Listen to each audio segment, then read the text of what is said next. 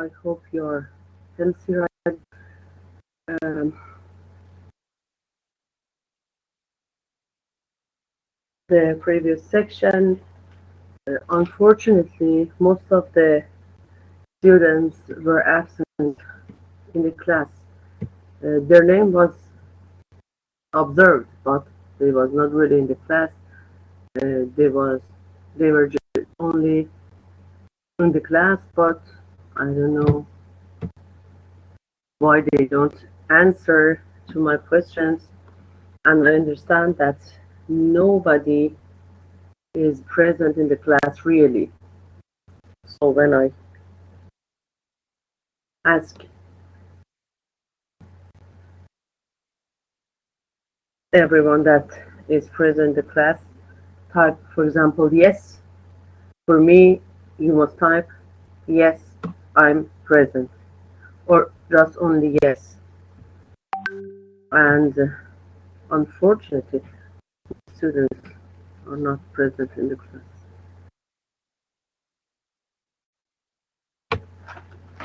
Okay, we are going to teach the flagellatic tree. Thank you.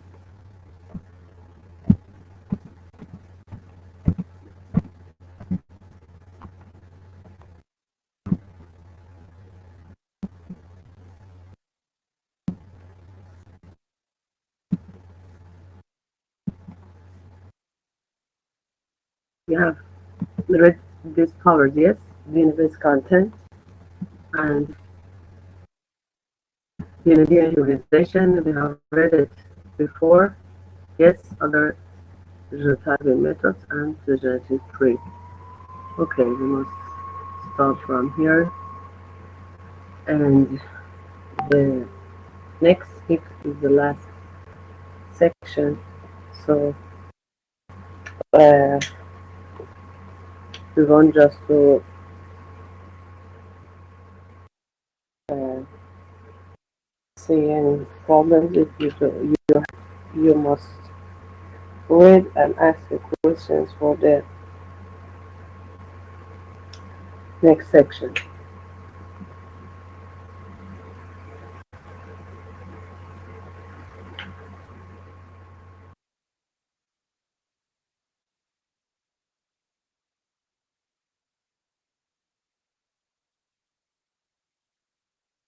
And then phylogenetic tree I'm going to read today. In addition to uh, phenotypic characterization, the identification and the classification of new isolates rely more and more frequently on a phylogenetic analysis. So the phylogenetic tree is for realizing and characterization the similarity between phenotypic traits and identification and classification of new isolates, and for studying phylogenetic analysis, for better phylogenetic analysis, we must draw first phylogenetic trees. So the phylogenetic tree is for analysis and investigation the relationship between near species.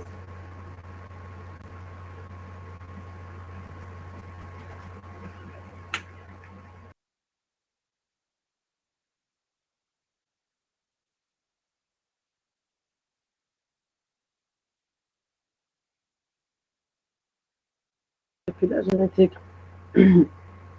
analysis is used to determine relationship between taxa, strains, species, genera, etc., and therefore allows identifying the closest known relatives of the strain of interest. So, for better understanding the relationships between taxa. Taxa means contain, genera, species, and strains. We must study the phylogenetic relationship, and with this analysis we can realize the closest strains of interest. The reference marker used for this analysis is the gene coding for 16S RNA, and this was one term, one of the final exam question. Name what? Name one number one marker for phylogenetic analysis. The 16S RNA marker is for phylogenetic analysis.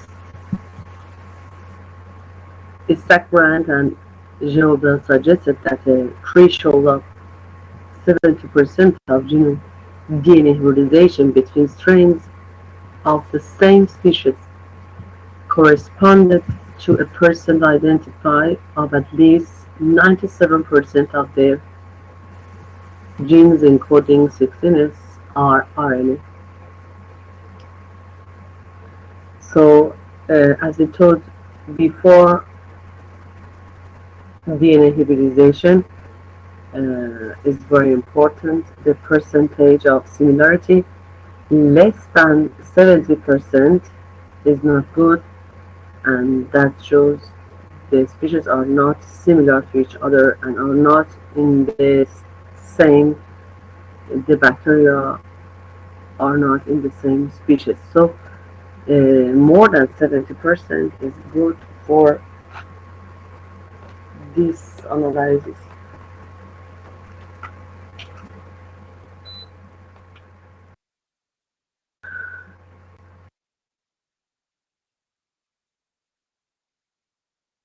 So 70% of genome DNA hybridization between strains of the same species corresponded to a person identifier of at least 97% of the gene encoding 16S RNA. It is recommended to use a multi-locus approach such as a AFLP, amplified fragment length polymorphism, and correlate the results with data from DNA hybridization. So you can see here AFLP is very similar to FLAP that you have studied before. And here you can see AFLP, amplified fragment length polymorphism, and you studied before RFLP, restricted fragment length polymorphism, if you remember. So you can use this technique for investigating the results of DNA hybridization and phylogenetic analysis of molecular markers, example 16S RNA. So please notice that here you can see one example of phylogenetic molecular marker, 16S RNA. Phylogenetic analysis of molecular markers, 16S RNA, is a multi-step process, the first of which is to compare the sequence of interest to investigate whether homologous sequences are present in sequence public databases, example general databases such as the NR database at the NCBI, or more specialized databases such as the RDP2 or SILVA in the case of 16S RNA. So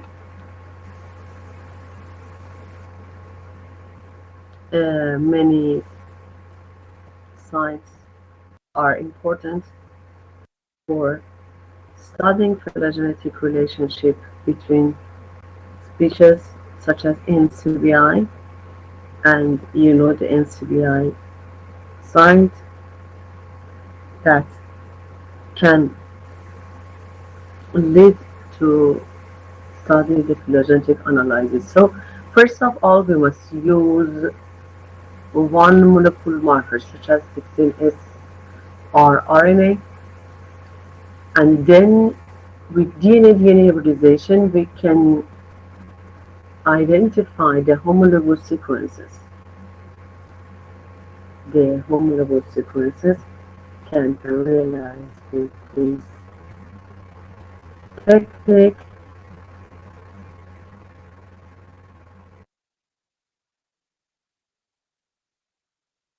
and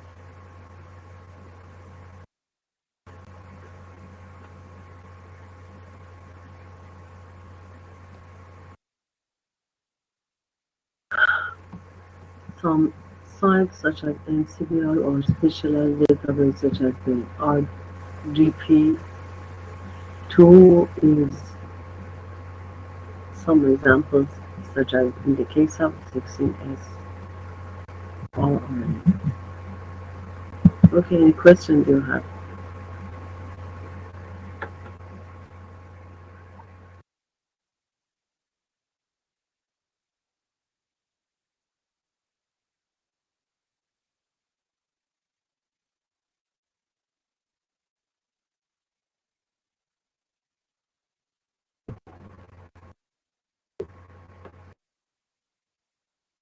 One of the most frequently used software to perform these search is the BLAST, or Basic Local Alignment Search Tool.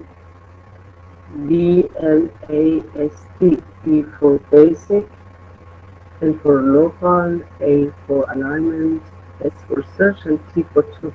BLAST, the powerful um, program for and software for analyzing these search. It helps to identify similar regions between two protein or nucleic acid sequences to get a finer taxonomic affiliation. affiliation. It is thus a phylogenetic analysis. For the phylogenetic analysis, all homologous sequences from organisms close to the banana line extracted from the database and using multiple alignment software such as Clustal Omega or Muscle. So um, this is very important. Um, I don't know, my net don't have any problem. It's maybe it's for your net, but I can exit from the site and enter one time more. Maybe the sound will be better for you. I don't know, but I can exit from that and come back again.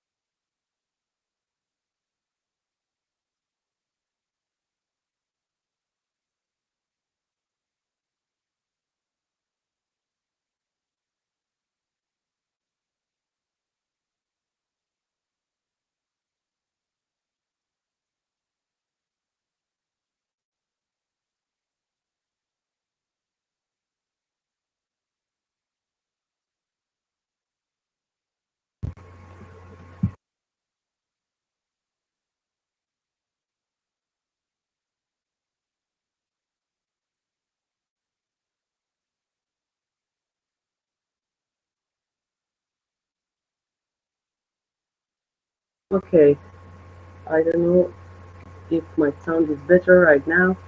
I exit from the class. I exited and then I enter again. We're getting better the sound. I don't know, but my net is totally a problem.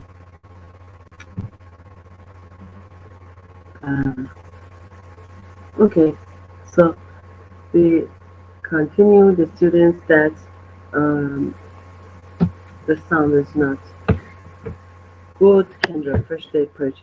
One of the most frequently used software to perform this search in the blast. It helps to identify similar regions between two protein or nucleic acid sequences. To get a finer taxonomic affiliation, it is thus important to perform a phylogenetic analysis. For the phylogenetic analysis, all homologous sequences from organisms close to the one analyzed are extracted from the database and aligned using multiple element software such as Cluster, Omega, or Muscle. So here we can see some programs, some softwares for realizing the phylogenetic relationships, such as BLAST program, such as Cluster, Omega, or Muscle, that is very important for phylogenetic analysis.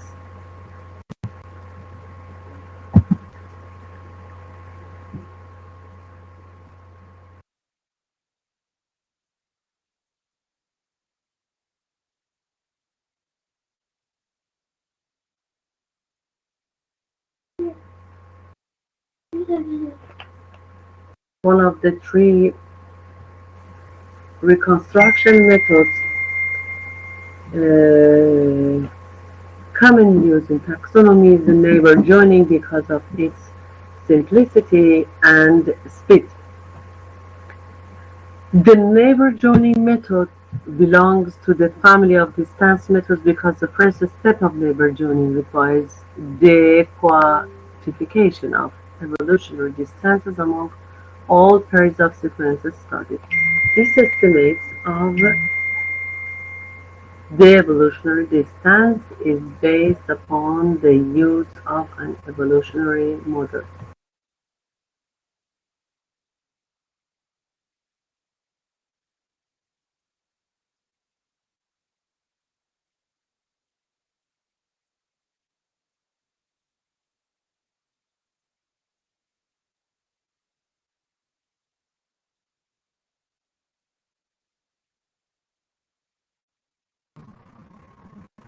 Okay, so one of the methods commonly used in taxonomy is the neighbor joining.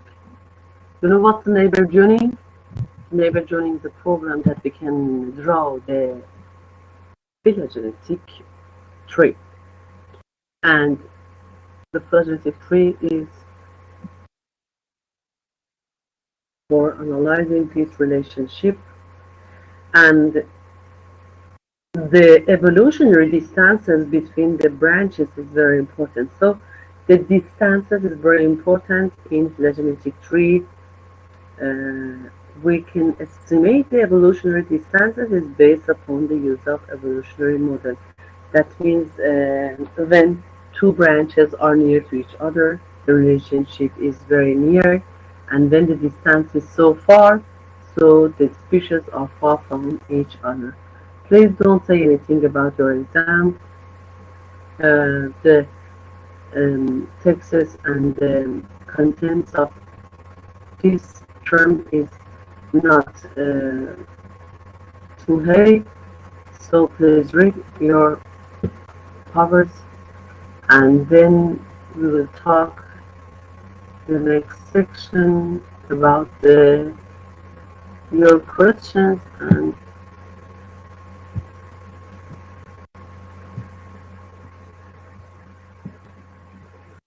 okay, these distances are then represented as phylogenetic trees where branch lengths are proportional to evolutionary distance among sequences. So we call the distances between branches evolutionary distances.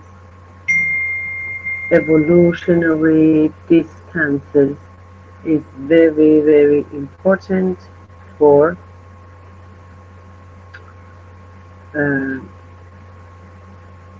realizing the relationship between species. One of the advantages of the neighbor joining is the ability to process a large number of sequences in a very short time, few seconds, to analyze hundreds of sequences. So this method, I mean neighbor joining program, is very, very good, and the speed is very high because we can analyze hundreds of sequences only in a few seconds. Okay, if you have any question about the lecture, please only you can ask about the powers. You can ask me.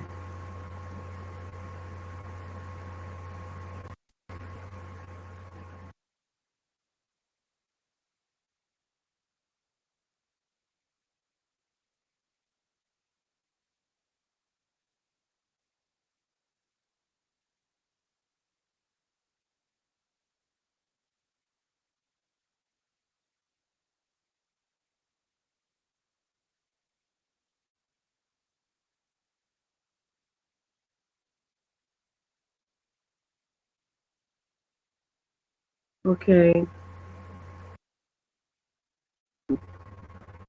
we are going to continue if you don't have any question with new title, Systematic and Evolution of Microorganisms, General Concepts. So the title is new, Systematic and Evolution of Microorganisms. The diversity of metabolic activity is a characteristic of both microorganisms multiply rapidly, form set substance, transmitting their cellular contents and their genetic information to their offsprings.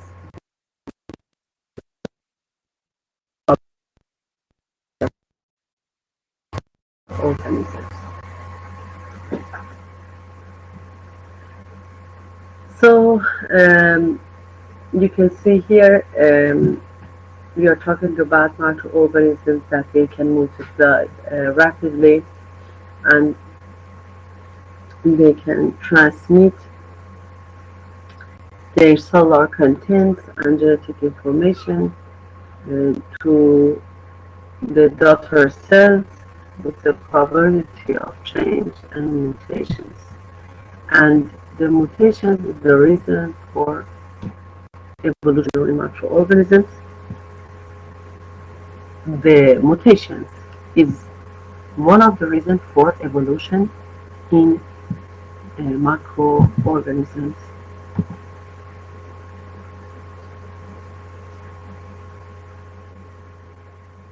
The role of gene transfers in the evolution of life is another title related to the evolution of microorganisms.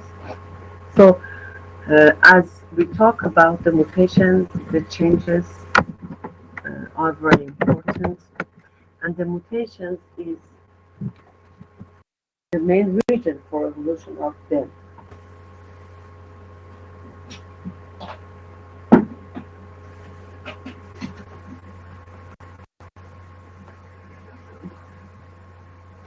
Okay, now we're going to study the role of gene transfers in the evolution of life. Our vision of the evolution of the living world, initially based on vertical gene transfers, has been modified to take into account horizontal gene transfers.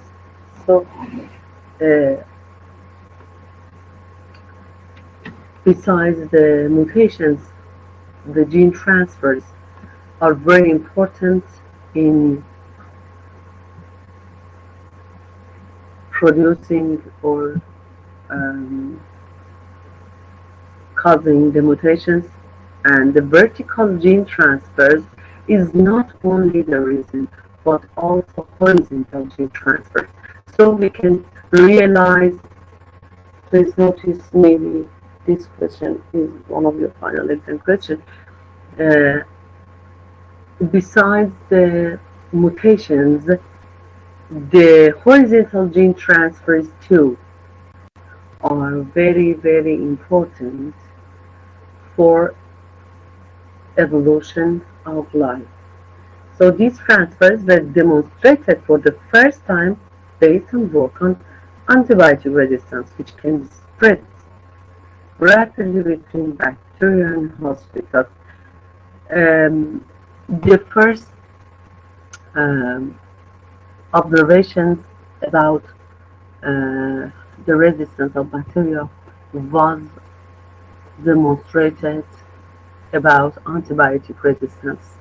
And in the past, uh, first of all, the history of finding horizontal gene transfer was demonstrated by finding antibiotic resistance, that this gene was transferred between bacteria in hospitals, and these transfers was the reason for the evolution.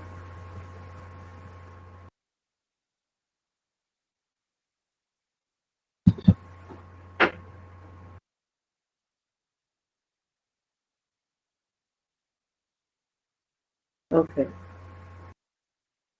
Does the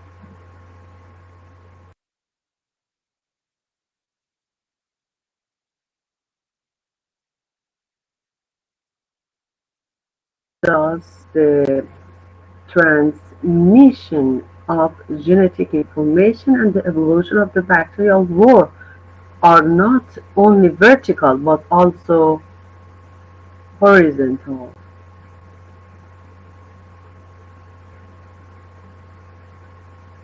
So this is very important, that uh, the transmission of genetic information is not only vertical but also horizontal.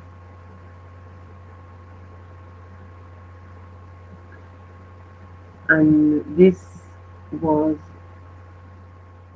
a question for final exam, I think, the previous term, I think.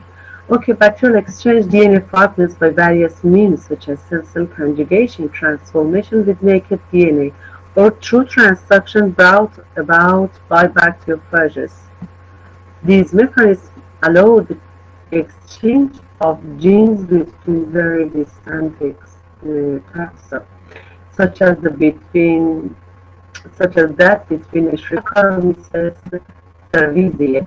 So the kind of the microorganism or the organism is not very important, and the bacteria exchange DNA fragments can be done by three methods, conjugation, transformation, and transduction. That transduction is related, and these mechanisms can be can be done and can be performed between different organisms, such as prokaryotic microorganisms and eukaryotic macroorganisms, such as Escherichia coli and the Yersinia Saccharomyces cerevisiae. I mean, between a bacteria and a yeast.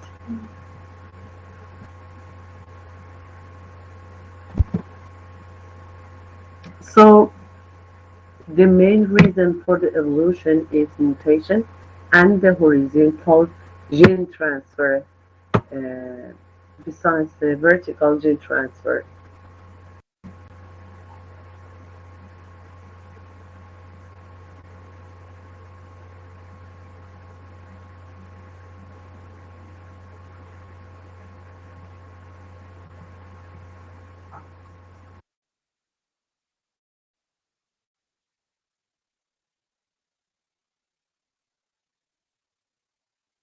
Thus, the transmission of genetic information and the evolution of bacterial world are not only vertical but also horizontal.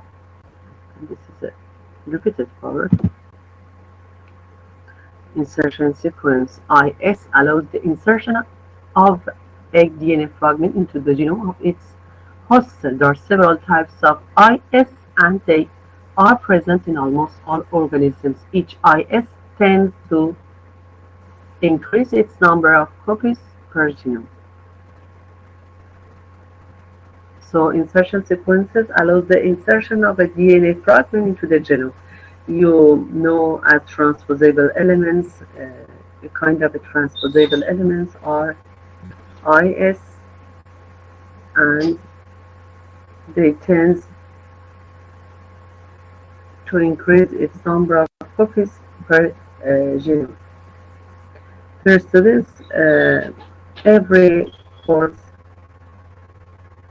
and every texas, every discipline, if be read it is very simple, and if you don't read the simplest texts and the simplest contents are very difficult for you. So you must read about your discipline, your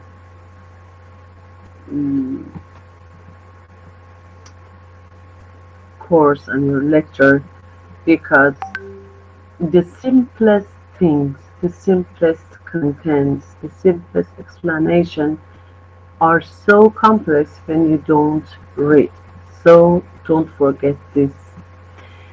The discovery of endosymbiosis is the next title we are going to study, and I think the last title. At the end of the 19th century, biologists have been intrigued by the brutality of the jump between the relative simplicity of prokaryotic cell and the extreme complexity of eukaryotic cell. So the discovery of endosymbiosis is very nice and interesting, and the biologists have been find that there is a relationship between simplicity of prokaryotic cell and the eukaryotic cells. Lane Margulis and Peter H. Ravensbrück, and in two founding publications have described the modern theory of endosymbiosis. For these authors says chloroplasts are ancient cyanobacteria. That is very interesting. Chloroplasts are ancient cyanobacteria, while mitochondria are ancient non-photosynthetic bacteria. And this is the relationship between prokaryotes and the complexity of eukaryotes. So they published that chloroplasts are ancient cyanobacteria, while mitochondria are ancient non-photosynthetic bacteria. And now the current tree of life, from phylogeny to genome study. The last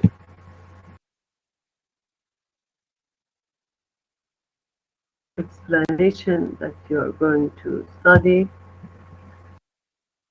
the last power, is this tree of life that is very interesting.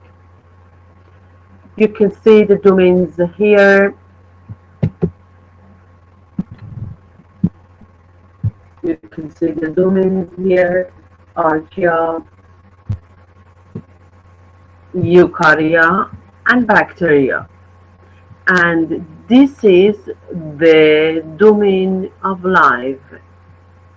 And this domain of life, phylogenetic tree, can you see?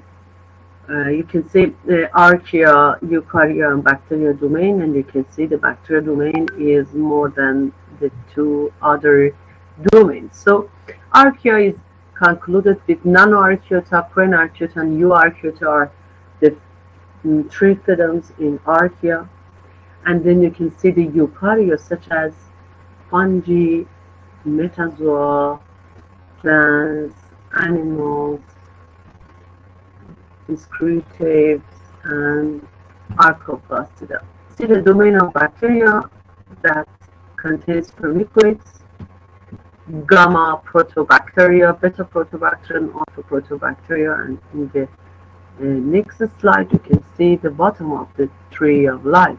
Firmicutes, plantomycetes, spirochetes, acidobacteria, fibrobacteries, and you can bacteroidetes, and you can see also the phylogenetic relationship in this tree of life, because we have read that each distance can show the related species or genera to each other. When the distance is so near, the genus and the phylum are near to each other, and when the distance is so far, so the phylum are far from each other. So you can see here chlamydia, for example, is near to bacteroides, and then Aquifex, Spermatoga, and Fusobacteria you can see here, then Cyanobacteria and Acidobacter, and Delta Epsilon Protobacteria and Alpha Protobacteria you can see here. It's just for you the tree of life based on 31 genes and nearly 200 completely sequenced genomes. The branch leading to archaean eukarya has been shortened for graphical reasons, although these three based on should be noted. Something takes place here. Note that the taxa do not belong to microorganisms only. Okay, if you have any question from this tree of life, you can ask.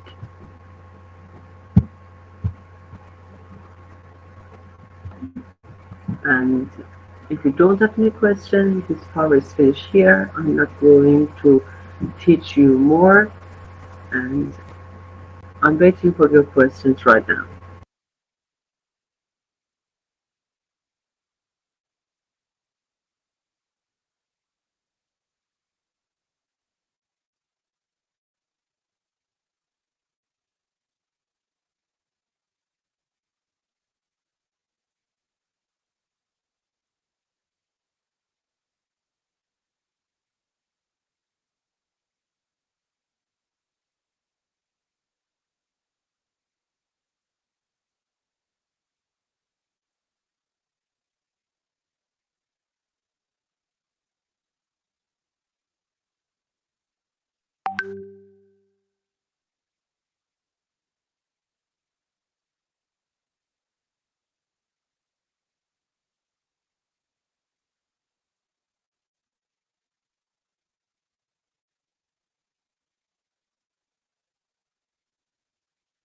Please note this tree of life is only for reading and understanding. It's not for I'm not going to ask you some questions from this tree of life, but this is interesting for you for understanding the phylogenetic tree.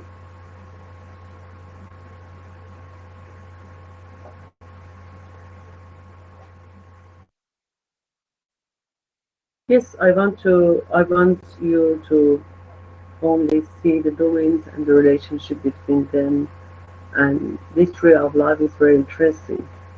But no,